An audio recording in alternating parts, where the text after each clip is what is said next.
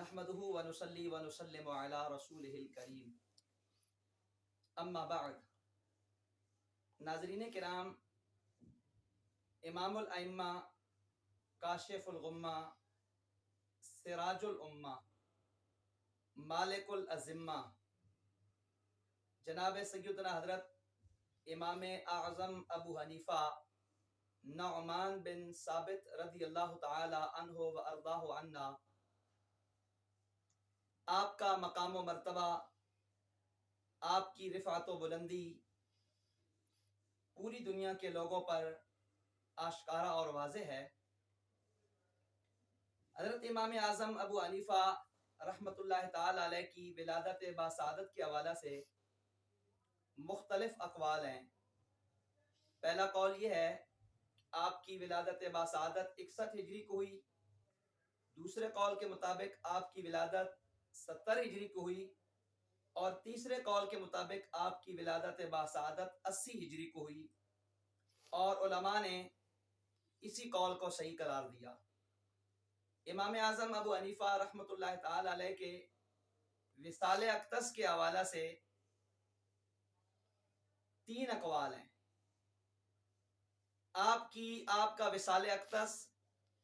150 ہجری کو ہوا،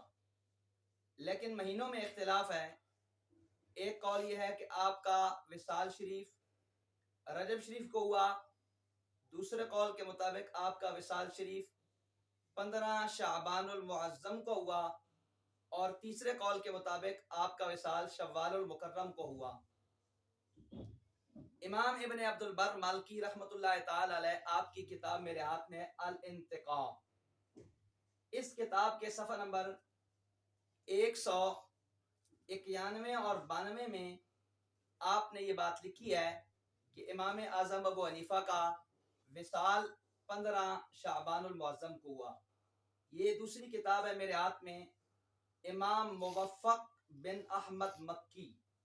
رحمۃ اللہ تعالی علیہ کی مناقب الامام اعظم۔ اس کتاب میں بھی آپ نے یہی قول کیا ہے کہ امام صاحب کا وصال 15 شعبان المعظم کو ہوا۔ اور علامہ زاہد کوثری کی کتاب ہے تانیب الخطیب، اس میں بھی انہوں نے یہی لکھا کہ 15 شعبان المعظم کو امام اعظم ابو حنیفہ رحمۃ اللہ تعالی علیہ کا وصال ہوا ہے۔ ناظرین کرام، امام اعظم ابو حنیفہ رحمۃ اللہ تعالی علیہ کو اللہ رب العزت نے بے پناہ خوبیوں اور ان گنت کمالات سے نوازا تھا۔ حضرت امام اعظم ابو حنیفہ رحمۃ اللہ تعالی علیہ مجتہد مطلق ہیں، اور قرون ثلاثہ میں آپ رضی اللہ تعالی عنہ کو اللہ تبارک و تعالی نے اس دنیا میں وجود مسعود عطا فرمایا، اور یہ آپ کی بہت بڑی خوبی ہے۔ اور امام اعظم ابو حنیفہ رحمۃ اللہ تعالی علیہ کے کمالات اور آپ کی خوبیوں میں سے ایک بات یہ بھی ہے کہ ائمہ اربعہ میں سے صرف امام اعظم ابو حنیفہ رحمۃ اللہ تعالی علیہ ہیں جن کو تابعی ہونے کا شرف حاصل ہوا۔ اور تابعی محدثین کرام کی اصطلاح میں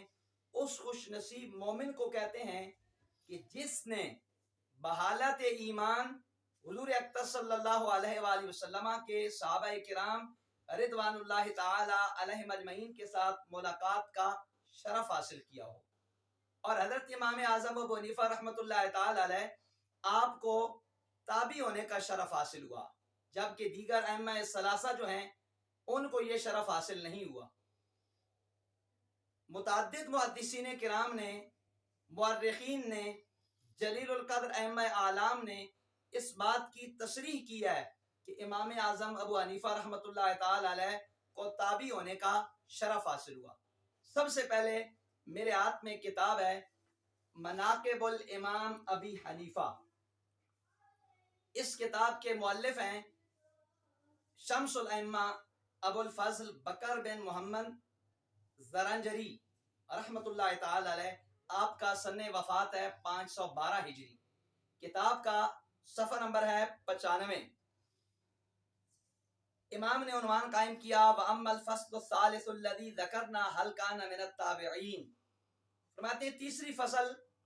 اس کے متعلق کہ ہم نے ذکر کیا ہے کہ کیا امام اعظم ابو حنیفہ تابعین میں سے ہیں؟ चुनाचे इमाम ज़रंजरी रहमतुल्लाह ताला अलैह आप फरमाते हैं फ़अलम अन्नहु मिनत ताबिईना, फरमाते हैं जानना चाहिए कि यकीनन इमाम आज़म अबू हनीफा रहमतुल्लाह ताला अलैह ताबी हैं। लिअन्नहु रआ अरबअतम मिनस सहाबति रिदवानुल्लाहि अलैहिम अजमईन, आपने 4 सहाबा इकराम की ज़ियारत की है। ये मेरे हाथ में दूसरी किताब है तज़किरतुल हुफ़्फ़ाज़, इमाम शमसुद्दीन ज़हबी शाफ़िई रहमतुल्लाह ताला अलैह की ये किताब है, और इस किताब का सफ़ा नंबर है 126। इमाम ज़हबी सफ़ा नंबर 126 में इमाम आज़म अबू हनीफा रहमतुल्लाह ताला अलैह के हालात ज़िंदगी बयान करते हुए फरमाते हैं रआ अनस इब्न मालिक गैर मर्रतिन, फरमाते हैं कि इमाम आज़म अबू हनीफा रहमहुल्लाह ने कई मरतबा हजरत अनस बिन मालिक रदी अल्लाह ताला अन्हु सहाबी रसूल की ज़ियारत की, उनको देखा। ये मेरे हाथ में किताब है तबयीज़ुस सहीफ़ा, इमाम जलालुद्दीन सयूती शाफ़िई रहमतुल्लाह ताला अलैह की इस किताब का सफ़ा नंबर है 61। इमाम सयूती शाफ़िई इस बात का तज़किरा करते हुए कि इमाम आज़म अबू हनीफा ताबी हैं, चुनाचे आप लिखते हैं, फरमाते हैं कि कद अल्लफ़ल इमाम अबू मअशर अब्दुल करीम इब्न अब्दिस समद तबरीयुल मुक़रियु शाफ़िई जुज़अन फ़ीमा रवाहुल इमाम अबू हनीफा अनिस सहाबा। ये बात जिक्र करने के बाद फरमाते हैं ज़कर फ़ीह कि इमाम अबू मअशर ने जिक्र फरमाया क़ाल अबू हनीफा, इमाम अबू हनीफा रहमहुल्लाह फरमाते हैं लकीतु मिन अस्हाब रसूलिल्लाह सल्लल्लाहु अलैहि वसल्लम सबअतन, इमाम आज़म अबू हनीफा रहमहुल्लाह फरमाते हैं कि मैंने 7 सहाबा इकराम रिदवानुल्लाह ताला अलैहिम अजमईन के साथ मुलाकात की है। इससे भी ये बात वाज़ेह होती है कि इमाम आज़म अबू हनीफा ताबिई हैं। और ये मेरे हाथ में किताब है उक़ूदुल जुमान, इमाम मोहम्मद बिन यूसुफ सालही दिमश्की रहमतुल्लाह ताला अलैह की 942 हिजरी में आपका विसाल है। किताब का सफ़ा नंबर है 50। इमाम उन्वान कायम करते हैं अल बाबुस सालिस फी मन अदरकहु अबू हनीफा रज़ियल्लाहु ताला अन्हु मिन अस्सहाबते मन समिअ मिनहुम रिज़वानुल्लाहि अलैहिम अजमईन। ये बाब उन लोगों के बारे में है कि जिनका ज़माना इमाम अबू हनीफा रहमहुल्लाह ने पाया और सहाबा इकराम रिज़वानुल्लाहि अलैहिम अजमईन से इमाम आज़म अबू हनीफा ने समाअत की। चुनांचे आप फरमाते हैं अलम रहमकल्लाह अन्नल इमाम अबा हनीफा रज़ियल्लाहु ताला अन्हु मिन आयान ताबिईन, फरमाते हैं कि जानना चाहिए ए मुखातब अल्लाह तुझ पर रहम फरमाए कि यकीनन इमाम आज़म अबू हनीफा रहमहुल्लाह जलीलुल क़द्र ताबिईन में से हैं। और आगे फरमाते हैं वसहा, फरमाते हैं ये बात सही है कमा क़ाल अल हाफ़िज़ुन नाक़िद अबू अब्दिल्लाह ज़हबी, फरमाते हैं कि जिस तरह इमाम हाफिज और नाक़िद इमाम ज़हबी रहमतुल्लाह ताला अलैह आपने फरमाया कि इन्नहु रआ अनस इब्न मालिक, इमाम आज़म अबू हनीफा रहमहुल्लाह ने हजरत अनस बिन मालिक रज़ियल्लाहु ताला अन्हु की ज़ियारत की है। और ये मेरे हाथ में किताब है अल खैरातुल खिसान, अल खैरातुल खिसान के सफ़ा नंबर 43 के अंदर इमाम अल्लामा इब्न हजर मक्की रहमतुल्लाह ताला अलैह आपने ये उन्वान कायम किया अल फ़स्ल सादिस, और इसमें आप इमाम आज़म अबू हनीफा रहमहुल्लाह की ताबियत का जिक्र करते हुए फरमाते हैं फी मन अदरकहु मिन अस्सहाबति रज़ियल्लाहु अन्हुम सहा कमा क़ालहु ज़हबी अन्नहु रआ अनस इब्न मालिक व हुवा सगीर, फरमाते हैं ये बात सही है, ये बात दुरुस्त है कि इमाम आज़म अबू हनीफा रहमहुल्लाह ने बचपने के अंदर हजरत अनस बिन मालिक रज़ियल्लाहु ताला अन्हु की ज़ियारत की है। इन तमाम जलीलुल क़द्र मुहद्दिसीन किराम की तशरीहात से ये बात बिल्कुल वाज़ेह हो जाती है कि इमाम आज़म अबू हनीफा रहमहुल्लाह को ताबी होने का शरफ हासिल हुआ। और ताबियत कोई छोटा मकाम नहीं है, ताबी होना एक बहुत बड़ा मनसब है और एक बहुत बड़ा मर्तबा है जो अल्लाह तबारक व तआला ने हज़रत सय्यदना इमाम आज़म अबू हनीफा रहमहुल्लाह को अता फरमाया। इस सिलसिला में ताबी के फ़ज़ाइल के हवाला से मुतअद्दिद अहादीस मुबारका भी मौजूद हैं और मुतअद्दिद मुहद्दिसीन किराम ने भी इस बात का तज़किरा किया है कि ताबी होना एक बहुत बड़ा शरफ है और एक बहुत बड़ी फजीलत है। हज़रत सैयदना इमाम आज़म अबू हनीफा रहमहुल्लाह को जो ताबी होने का शरफ हासिल हुआ, इस ताबीयत की फजीलत और ताबी का जो मकाम और मर्तबा है, इसका अंदाज़ा आप इस आया मुबारका से लगा सकते हैं कि अल्लाह तबारक व तआला ने कुरान हकीम में हुज़ूर अक़दस सल्लल्लाहु अलैहि वसल्लम के सहाबाए किराम की दोनों जमातों का, अंसार और मुहाजिरीन, जो साबिकीन अव्वलीन हैं रिज़वानुल्लाहि अलैहिम अजमईन, उनका तज़किरा करने के बाद अल्लाह रब्बुल इज़्ज़त ने इरशाद फरमाया वल्लज़ीन तबऊहुम बिइहसान रज़ियल्लाहु अन्हुम व रदू अन, और जिन्होंने इनकी भलाई के साथ पैरवी की, रज़ियल्लाहु अन्हुम व रदू अन, अल्लाह इनसे राजी हुआ और ये रब की अता से राजी। आगे अल्लाह रब्बुल इज़्ज़त ने इरशाद फरमाया व अअद्द लहुम जन्नातिन तजरी तहतहल अनहार, अल्लाह ने इनके लिए ऐसे बागात तैयार किए हैं जिनकी नीचे नहरें रवां हैं, खालिदीन फीहा अबदा, वो हमेशा हमेशा उन बागात में रहेंगे, ज़ालिकल फौज़ुल अज़ीम, ये बहुत बड़ी कामयाबी है। अब इस आय मुबारका में अल्लाह रब्बुल इज़्ज़त ने हुज़ूर अक़दस सल्लल्लाहु अलैहि वसल्लम के जलीलुल क़द्र सहाबाए किराम रिज़वानुल्लाहि अलैहिम अजमईन की जहां अज़मत को जाहिर फरमाया है, वहीं पर रब तबारक व तआला ने सहाबाए किराम की पैरवी करने वाले, इत्तिबा करने वाले ताबीन किराम की अज़मत और शान को भी बयान फरमा दिया। फरमाया वल्लज़ीन तबऊहुम बिइहसान, जिन्होंने इनकी भलाई के साथ पैरवी की है,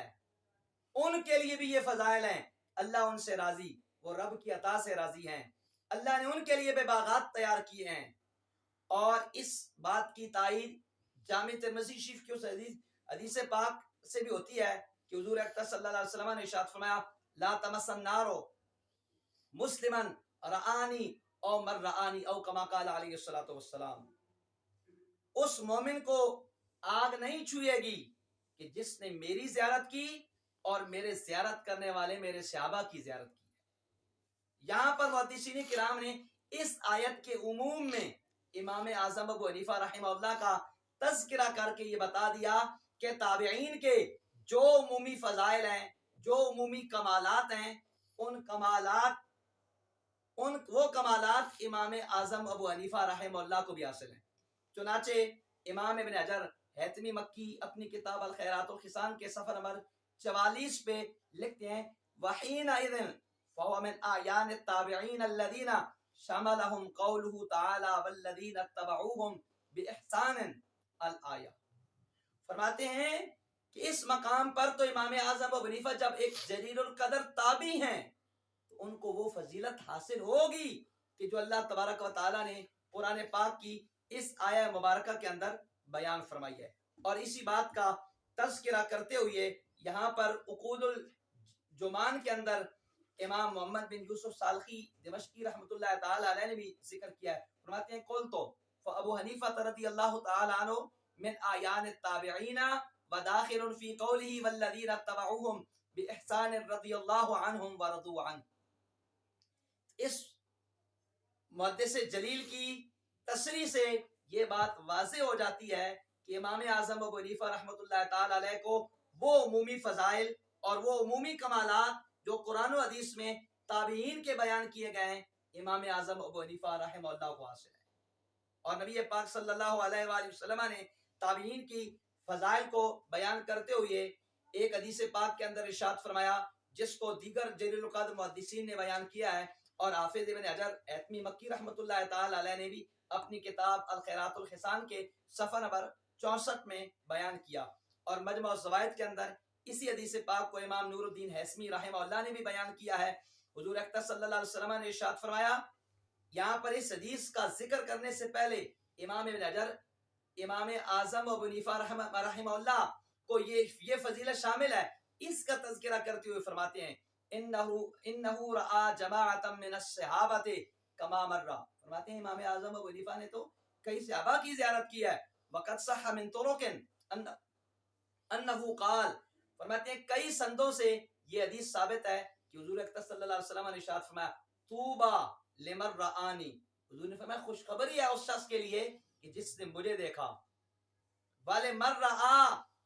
مرانی، اور خوشخبری ہے اس شخص کے لیے کہ جس نے میرے دیکھنے والے کو دیکھا، والے مرآنی.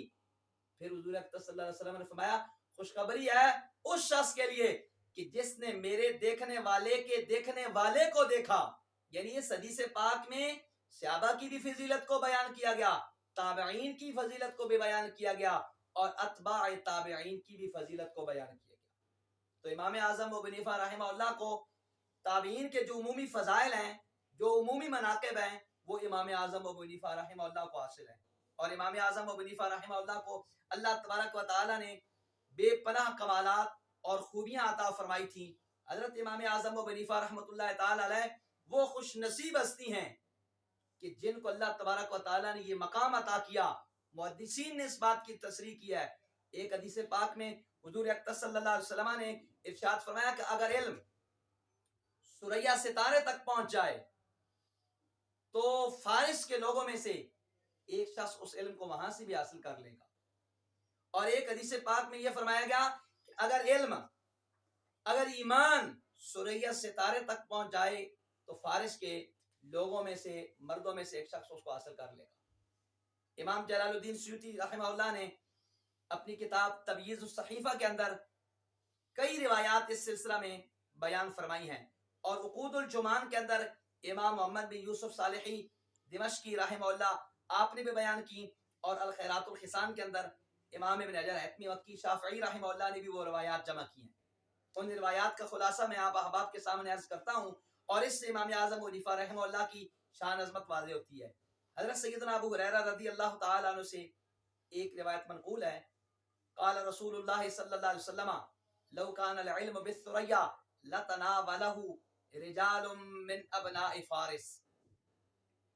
حضور نے فرمایا اگر علم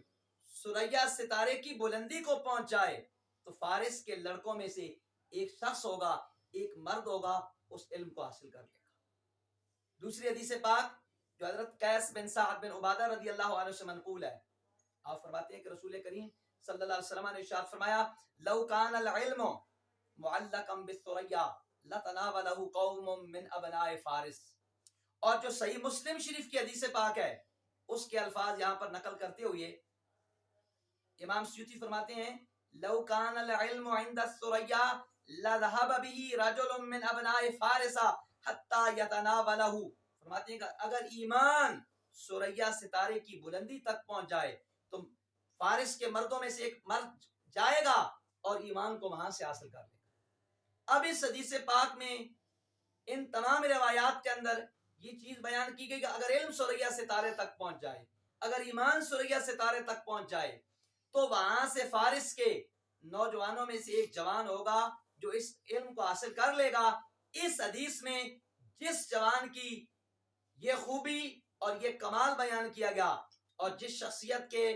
فضیلت کو اس حدیث میں اجاگر کیا گیا کہ جس نے علم کو ثریا ستارے کی بلندیوں سے حاصل کیا، اس ہستی کا نام امام اعظم ابو حنیفہ رحمہ اللہ ہے. امام جلال الدین سیوطی رحمہ اللہ ان روایات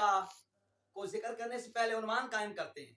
فرماتے ہیں ذکر و تبشیر النبی صلی اللہ علیہ وسلم بھی. فرماتے ہیں نبی پاک صلی اللہ علیہ وسلم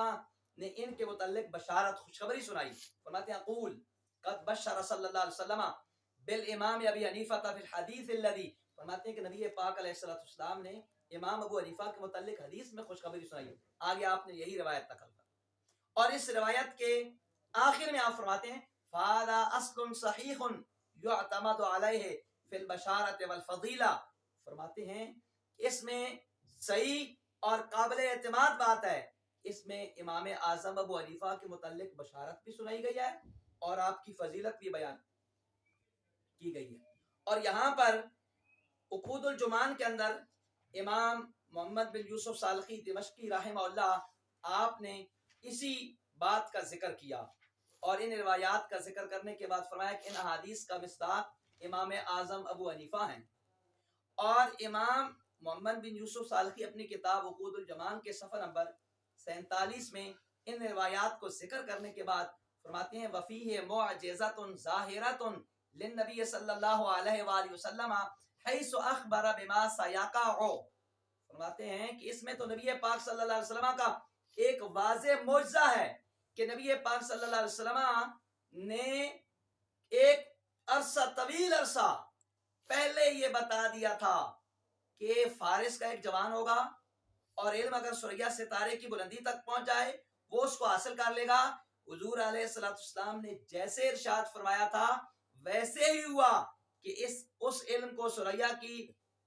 ثریا ستارے کی بلندی سے امام ابو حنیفہ رحمہ اللہ نے حاصل کیا اور نبی پاک صلی اللہ علیہ وسلم کا معجزہ بھی ظاہر ہوا اور حضور اکرم صلی اللہ علیہ وسلم کا علم غیب بھی واضح ہوا. اس روایت سے بھی امام اعظم ابو حنیفہ رحمہ اللہ کا مقام و مرتبہ واضح ہوتا ہے. حضرت سیدنا امام اعظم ابو حنیفہ رحمہ اللہ کو اللہ تبارک و تعالی نے یہ کمال عطا کیا تھا کہ دیگر جو ائمہ مذاہب ہیں، ائمہ ثلاثہ ہیں اور امام اعظم ابو حنیفہ رحمہ اللہ، ان کے مقابلہ میں امام اعظم ابو حنیفہ رحمہ اللہ کا جو فیضان ہے وہ پوری دنیا کے اندر تقسیم ہوا. امام اعظم ابو حنیفہ رحمہ اللہ کے مقلدین، آپ کے پیروکار سب سے زیادہ ہوئے اور اس کی وجہ یہ ہوئی ہے کہ حضرت امام اعظم ابو حنیفہ رحمہ اللہ کی ولادت باسعادت سے پہلے حضرت سیدنا مولا کائنات رضی اللہ تعالی عنہ نے امام اعظم ابو حنیفہ کے والد ماجد کے لیے دعا فرمائی تھی. امام اعظم ابو حنیفہ رحمہ اللہ کے پوتے امام اسماعیل بن حماد بن ابو حنیفہ رضی اللہ تعالی عنہ آپ بیان کرتے ہیں، فرماتے ہیں کہ ہمارے امام اعظم حنیفہ کے پوتے فرماتے ہیں کہ ہمارے جو امام اعظم حنیفہ ہیں ان کے جو دادا جان ہیں وہ نیروز کے دن، مہرجان کے دن فالودہ لے کر حضرت سیدنا مولا کائنات رضی اللہ عنہ کی بارگاہ میں حاضر ہوئے اور ان کے ساتھ امام اعظم ابو حنیفہ رحمہ اللہ کے والد ماجد حضرت ثابت بھی موجود تھے. تو حضرت سیدنا امام اعظم ابو حنیفہ رحمہ اللہ کے متعلق اور حضرت ثابت رضی اللہ تعالیٰ عنہ ان کے متعلق جناب سیدنا مولا کائنات رضی اللہ تعالیٰ عنہ نے دعا فرمائی. یہ میرے ہاتھ میں کتاب ہے مناقب الامام ابی حنیفہ. اس کتاب کے اندر امام شمس الائمہ ابو الفضل بکر بن محمد زرنجری رحمہ اللہ آپ نے بھی یہ روایت نقل فرمائی ہے اور اسی روایت کو تاریخ الثقات کے اندر امام اجلی نے بیان فرمایا ہے. تاریخ الثقات جو ہے امام اجلی کی کتاب ہے مشہور، اس کے اندر آپ نے صفحہ نمبر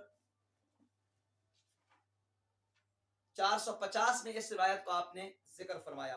اور تاریخ خبیث کے اندر بھی اس روایت کو امام محمد بن حسین دیار بکری رحمہ اللہ نے بھی نقل فرمایا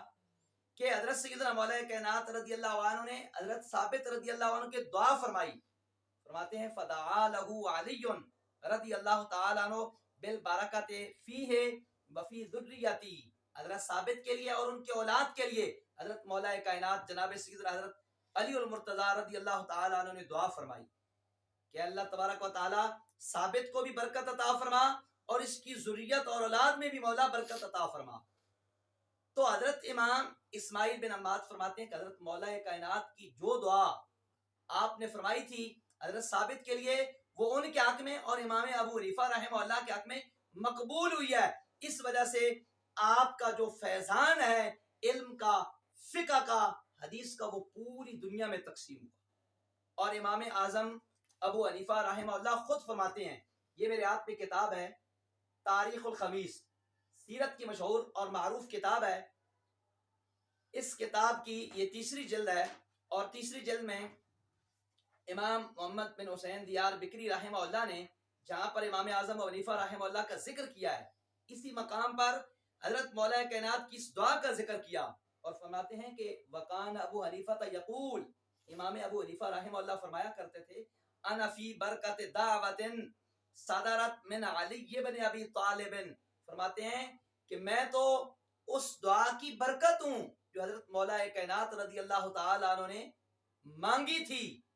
یہ جو کچھ میں ہوں یہ حضرت مولا کائنات رضی اللہ عنہ کی دعا کی برکت ہے. اور یہ میرے ہاتھ میں کتاب ہے الفتوحات الربانیہ، کتاب الاذکار کی یہ مشہور شرح ہے 7 جلدوں کے اندر. اس کی یہ دوسری جلد ہے، اور شیخ محمد علی بن علان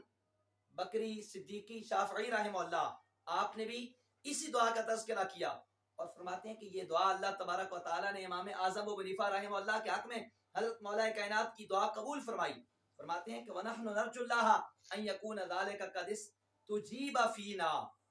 وَكَمَا رَجَا فَقَدْ بَارَكَ اللَّهُ فِي جَدِّهِ أَبِي حَنِیفَةَ بَرَکَةً لَا نِہایَةَ۔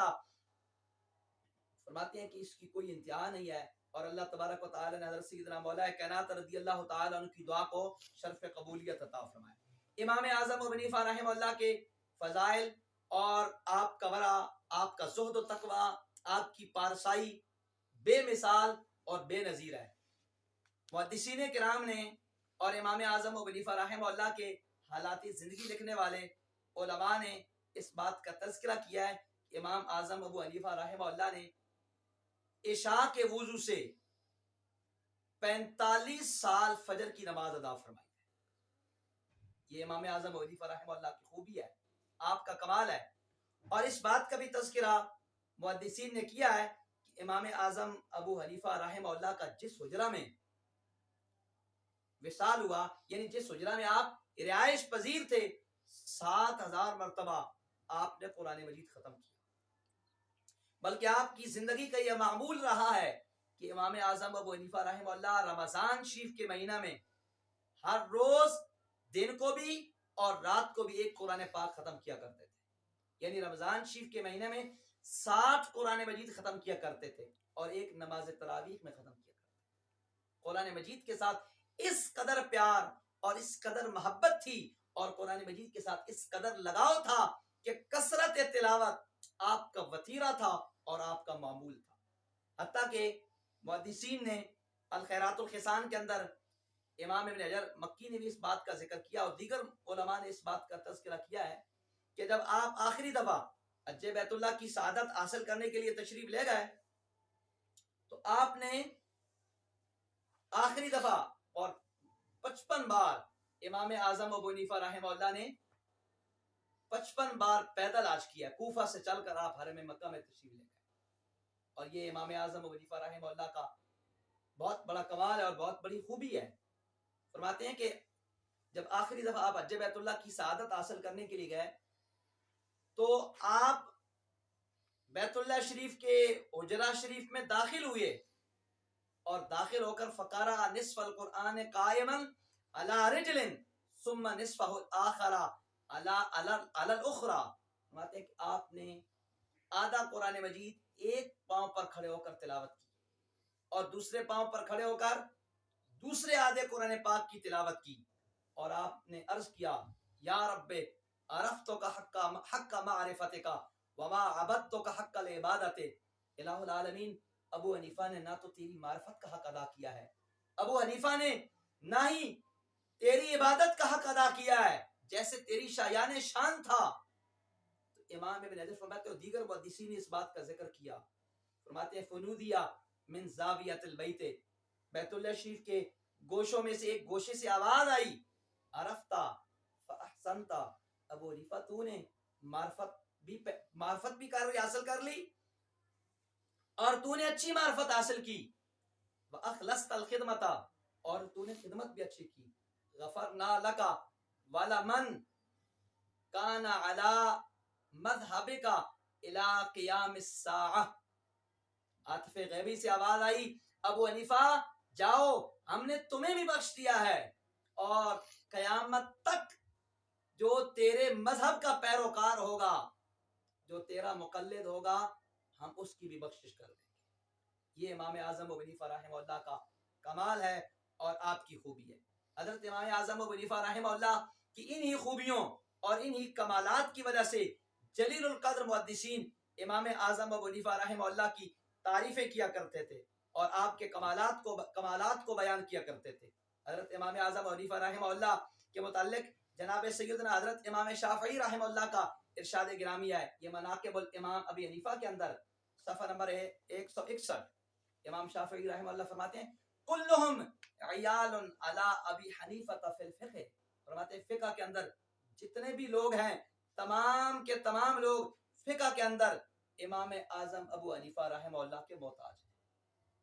امام اعظم ابو حنیفہ رحمہ اللہ کے ساتھ محدثین کی، فقہاء کی اس قدر محبت تھی کہ حضرت امام شافعی رحمہ اللہ کے متعلق جلیل القدر محدثین نے اس بات کا تذکرہ کیا ہے کہ امام اعظم ابو حنیفہ رحمہ اللہ کے وصال کے بعد حضرت امام شافعی رحمہ اللہ معمول سے جایا کرتے تھے اور امام اعظم ابو حنیفہ رحمہ اللہ کے مزار شریف پہ حاضری دیتے تھے اور وہاں سے برکتیں حاصل کیا کرتے تھے۔ اور اس بات کا تذکرہ جلیل القدر محدثین نے کیا ہے۔ یہ میرے ہاتھ میں کتاب ہے الخیرات الحسان، یہ امام ابن حجر ایتمی مکی رحمہ اللہ کی کتاب ہے۔ اس کتاب کا صفحہ نمبر ہے 129 اور اسی بات کا تذکرہ کیا ہے امام محمد بن یوسف سالکی دمشقی نے اپنی کتاب عقود الجمان کے اندر، کتاب کا صفحہ نمبر ہے 287 اور اسی بات کا تذکرہ کیا ہے علامہ زاہد کوثری نے اپنی کتاب تانیب الخطیب کے اندر۔ تانیب الخطیب کے اندر علامہ زاہد کوثری نے اس روایت کی سند کو صحیح قرار دیا۔ علامہ زاہد کوثری نے کہا کہ وَرِجَالُ هَذَا السَّنَدِ كُلُّهُمْ مُوَثَّقُونَ عِنْدَ الخطیب، اس روایت کو امام ابوبکر خطیب بغدادی نے بیان کیا اور فرماتے ہیں کہ اس روایت کے جتنے بھی روات ہیں سب کے سب ثقہ راوی ہیں۔ تو امام ابن حجر ایتمی مکی لکھتے ہیں، آپ فرماتے ہیں کہ اعلم لم یزل العلماء وذو الحاجات یزورون قبرہ ویتوسلون عنده فی قضاء حوائجہم ویرون نجح ذلک۔ فرماتے ہیں کہ یہ بات جاننی چاہیے، کہتے ہیں ہمیشہ سے علماء، حاجت مند، ضرورت مند امام ابو حنیفہ رحمہ اللہ کی قبر کی زیارت کرتے ہیں، وَيَتَوَسَّلُونَ عِنْدَهُ فِي قَضَاءِ حَوَائِجِهِمْ، اور ان کی جو حاجتیں ہوتی ہیں، ان کے جو ضرورتیں ہوتی ہیں، اپنی حاجتوں کے پورا ہونے کے لیے امام ابو حنیفہ رحمہ اللہ کا وسیلہ پیش کرتے ہیں۔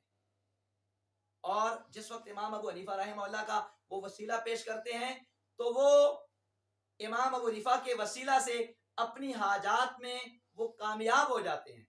اور یہاں پر فرماتے ہیں منہم الامام الشافعی رحمہ اللہ